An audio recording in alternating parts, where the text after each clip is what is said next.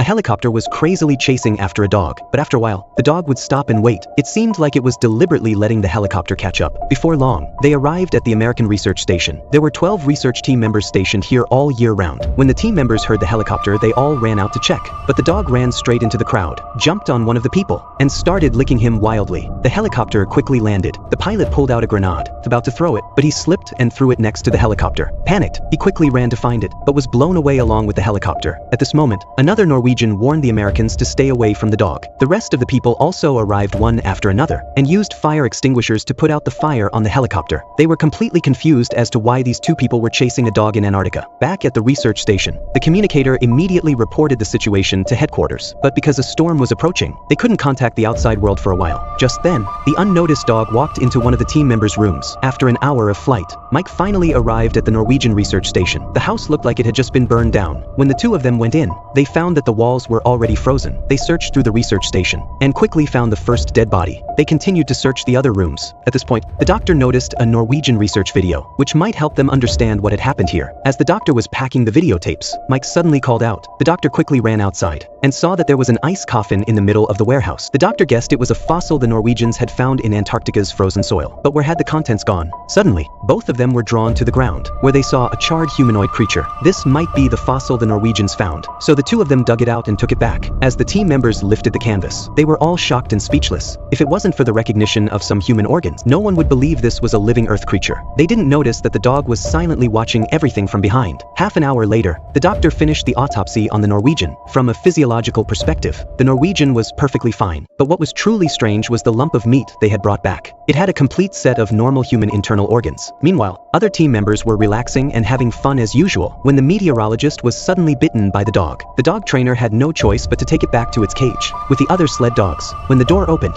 the dog walked in with a blank look on its face, then mechanically lay on the ground motionless. After the trainer left, the other sled dogs seemed to sense the danger and began to howl loudly in agitation. The next second, the dog's head split open, and dozens of tentacles extended from its body, attacking the surrounding sled dogs. The most dog-savvy trainer noticed the abnormality first. He cautiously returned to the doghouse to check. When he opened the cage door, one of the sled dogs suddenly rushed out, and the trainer, lying on the ground, finally saw what was inside. In a panic, he quickly locked the door. Luckily, the mechanic heard the noise and arrived with a flamethrower just in time, and roasted the creature inside the cage. The doctor then performed an autopsy, and came to a horrifying conclusion. This creature could perfectly mimic other beings. At that moment, everyone finally understood why the Norwegians had been so crazy in attacking the dog. Soon after, the communicator returned to the storage room, but only saw the meteorologist's vest on a chair. He heard a sound and turned to look behind him, and saw the meteorologist completely wrapped in tentacles. Terrified, the communicator quickly ran out,